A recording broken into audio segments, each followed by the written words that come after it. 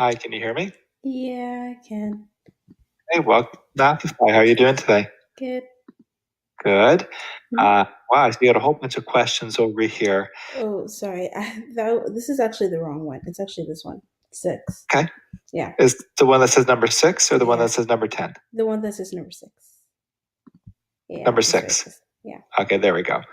Yeah, definitely be glad to help you with it. Let me just kind of make this a little bigger. Yep. My poor eyes can't read that too well. All right, there we go. So you got buried treasure at one of the points of intersection of the grid lines shown below. Copy the grid. The treasures root 13 units from the point marked X. Okay, I like this question. You're doing Pythagoras now, aren't you? Yeah. Okay, this is a really good one. Do you have any ideas, any thoughts how to get started with this one? Okay, yeah. So first of all, I tried to find the square root of 13. Mm-hmm. So when I found the square root of 13, hold on. I got 6. Um I got 6.87. Hang on, sorry, just 1 second. That doesn't seem right. The square root of 13 is 6.87. Yeah, the last time I did it. Try that again, but actually, yeah, there's a couple things we need to fix here. But first of all, let's do that. Try the square root of 13 again. It's not 6.7. Okay, let me try that again. Oh, never mind. Yeah, that's really far apart from 6.87. Uh, Just yeah. say it out loud because we're not even going to really need to use this number. Okay. 3.6055. Yeah, good enough. You got it. 3.6 would be the rounded number, but we don't need to take the square root of that. Root 13 is the length of a line, right? That's how far the treasure is from the x. Yeah. It is root 13 away. Mm-hmm. And root 13 is the result of the Pythagorean theorem, right? Mm-hmm. Or have I jumped too much there? Sorry, Yeah, should I back up and explain that part? Yeah, of the Pythagorean thing. That's where I kind of got lost. Okay, so I'm just going to randomly put another dot on the grid where the treasure, could be. I'm not saying that this is the answer, but I'm just picking a spot. Okay, you see that dot? Yeah. Okay. And what the question tells us is that is root 13. That's how far that line is that I just drew. Mm-hmm. Okay. The thing we need to do for this question is turn it into a Pythagorean triangle. Because here's the thing, a right triangle. Mm-hmm. Because now we know how far across that triangle is, right? The horizontal line. Mm-hmm. And we know how far up and down it is. We need to keep going until we get that the hypotenuse will be root 13. Oh, So let me write this down because I think what I'm about to write down is going to help. I think that might not have been as clear as I wanted it to be. Here's the Pythagorean theorem. A squared plus b squared equals c squared. Okay. And you see the line that I labeled root 13 there? Mm-hmm. Is that side A, B, or C? That would be C. Exactly. So C is going to be root 13 squared. To find numbers that equal root 13. Yeah, so I'll tell you what, let me write this down so far. Okay. Does that make sense what I've written so far? Okay, I'm going to write it kind of one more time, and then I'll be a little repetitive. What is root 13 squared? 3.6055. Hang on. You're taking the square root of 13. Yeah. Oh, I'm sorry. Keep going. My mistake. I see what you're doing.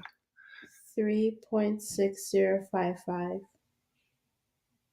And now you need to square it, right?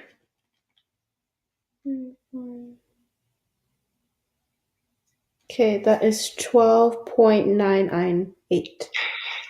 Did you notice something about that answer you just said? Yeah. What? It's close to 13.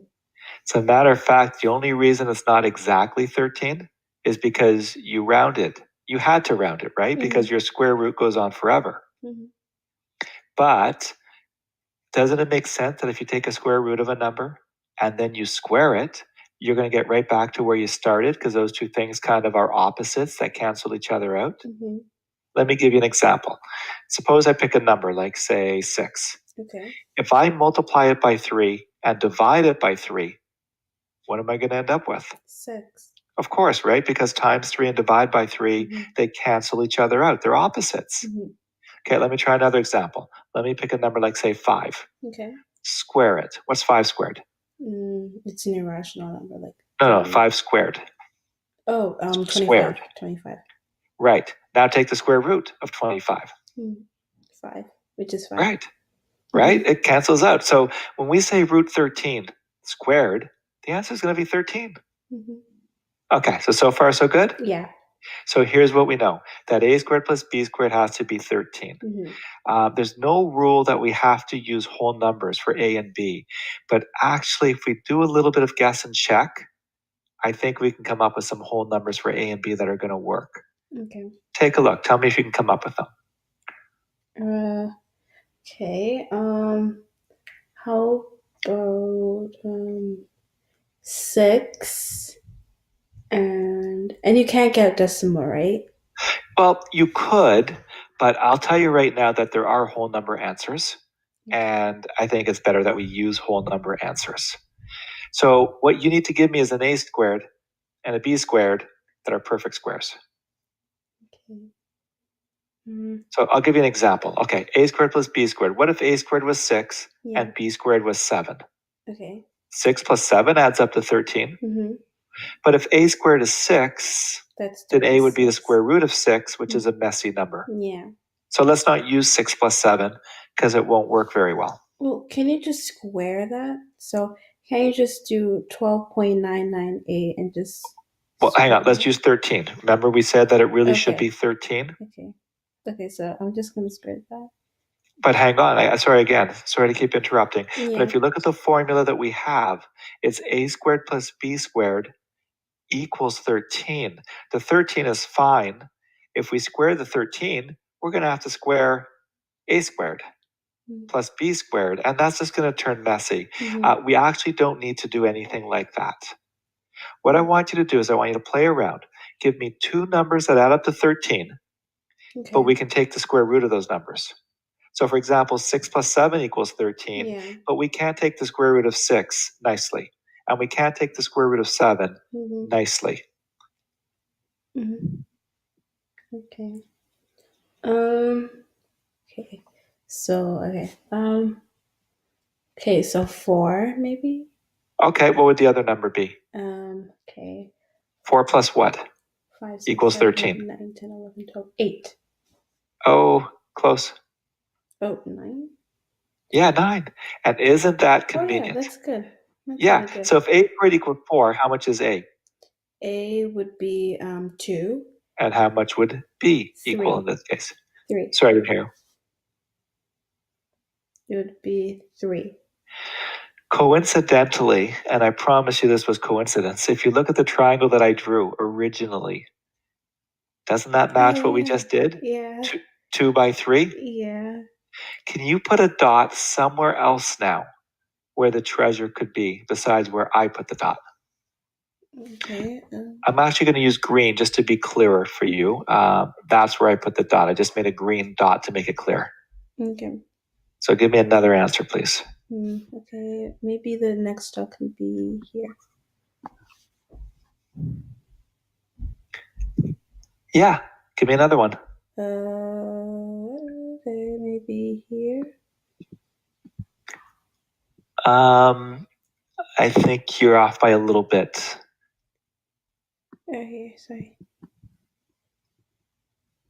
Oh, my poor eyes. I think I'm looking here, it's a little small, but I don't think that's a 2 and a 3. Do you know what I mean when I say a 2 and a 3? That's what we said A and B need to be. Okay. Okay, so 1, 2, 3. I'm just going to erase your last 2. Oops. Okay, can I undo that? Yeah. There we go. I guess I can't erase it. I don't want to mess around. Okay, so 1, 2, 3, 1. Okay, here. That looks right to me. And I'm going to put a few more myself. Okay, let me do that. Let me show you where another one might be. I'll use the green again. I'm going to do one that's very close to where you just